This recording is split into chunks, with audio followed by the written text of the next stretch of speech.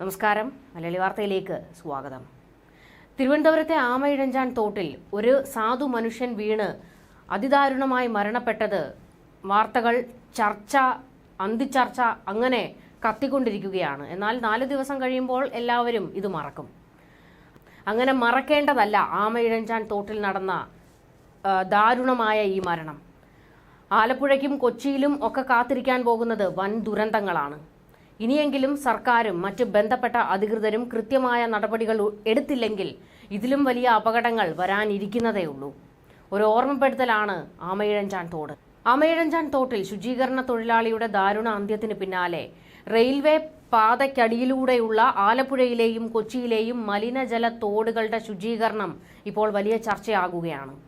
Alappuzha railway സ്റ്റേഷന്റെയും ട്രാക്കുകളുടെയും അടിയിലൂടെ 3 മലിനജല തോടുകളാണുള്ളത്. കടലിലേക്ക് മലിനജലം ഒഴുക്കുന്ന വാടപ്പൊഴി, അയ്യപ്പൻ പൊഴി എന്നിവിടങ്ങളിലേക്കുള്ള തോടുകളുടെ ഭാഗങ്ങളാണ് റെയിൽവേയുടെ സ്ഥലങ്ങളിലൂടെ പോകുന്നത്.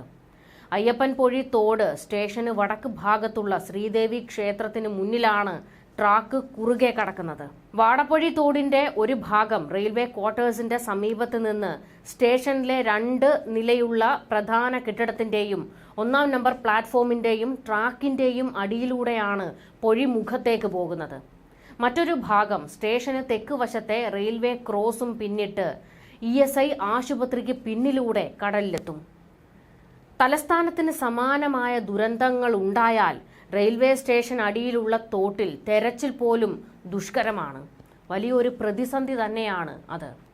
എന്നാൽ മഴക്കാലപൂർവ്വ ശുചീകരണത്തിന്റെ ഭാഗമായി ട്രാക്കിനിരുവശത്തെയും തോടുകൾ അടുത്തിടെയും വൃത്തിയാക്കിയെന്നാണ് നഗരസഭയുടെ വാദം. റെയിൽവേയുടെ സ്ഥലത്തെ തോടുകൾ ശുചീകരിക്കാറുണ്ടെന്ന് സ്റ്റേഷൻ മാനേജരും പറഞ്ഞു. കൊച്ചിയിലുമുണ്ട് 2 ആമയിഴഞ്ചാൻ തോടുകൾ. ആമയിഴഞ്ചാൻ തോടിനെ നാണിപ്പിക്കുന്ന 2 കനാലുകളാണ് എറണാകുളത്തുള്ളതെന്ന് എടുത്തു പറയേണ്ടി വരും.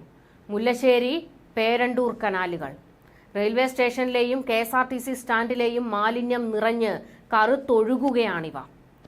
കാരിക്കാമുറിയിലെ റെയിൽവേ പാലത്തിന് സമീപം റെയിൽവേ യാർഡിൽ നിന്നും KSRTC ഡിപ്പോയിൽ നിന്നുമുള്ള ഓയിലും മറ്റു മാലിന്യവും ഇതേ കനാലുകളിലാണ് എത്തുന്നത്. ഓപ്പറേഷൻ ബ്രേക്ക് ത്രൂവിൽ ഉൾപ്പെടുത്തിയുള്ള മുല്ലശ്ശേരി കനാൽ നവീകരണവും 2 വർഷമായി എങ്ങും എത്തിയിട്ടില്ല. മുല്ലശ്ശേരി കനാലിന്റെ മുകൾ ഭാഗം കോൺക്രീറ്റ് ഇട്ട് അടച്ചാണ് പുതുക്കുന്നത്.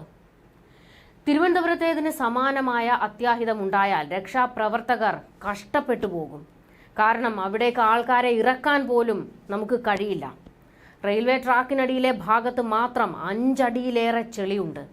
ഒരിക്കൽ മാത്രമാണ് റെയിൽവേ ഇവിടം വൃത്തിയാക്കിയത്.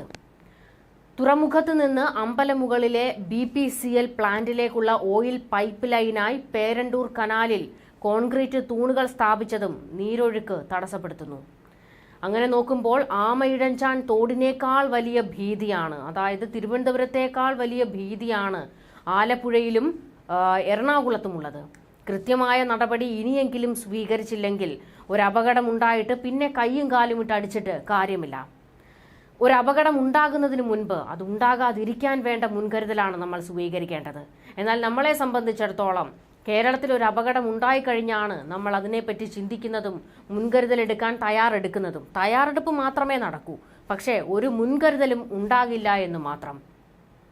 ആമയിഴഞ്ചാൻ തോട്ടിൽ ജോയി എന്ന ഒരു സാധു മനുഷ്യൻ മരണപ്പെട്ടത് ഇപ്പോൾ വലിയ ഒരു ചർച്ചയായി മാറിക്കഴിഞ്ഞിരിക്കുകയാണ്. കേരളത്തിലെ ഇത്തരത്തിൽ ഭീതി ഉയർത്തുന്ന തോടുകളെക്കുറിച്ചും റെയിൽവേയുടെയും ഒക്കെ അടിത്തട്ടിലുള്ള ഭാഗങ്ങളെക്കുറിച്ചുമൊക്കെ ചർച്ചകൾ വന്നുകൊണ്ടിരിക്കുകയാണ്. ചർച്ച മാത്രം നടന്നാൽ പോരാ, ഇതിന് കൃത്യമായ ഒരു നടപടിയാണ് ഉണ്ടാകേണ്ടത്. സർക്കാരും ഇതിൻ്റെ അധികാരികളുമൊക്കെ ഒന്ന് ചർച്ചയ്ക്കിരുന്ന് ഇതിനെക്കുറിച്ച് കൃത്യമായ നടപടികൾ സ്വീകരിക്കാൻ തയ്യാറായില്ല എങ്കിൽ വലിയ ഭീതി ഇനിയും ഉടലെടുക്കുമെന്നതിൽ ഒരു സംശയവും ഇല്ല.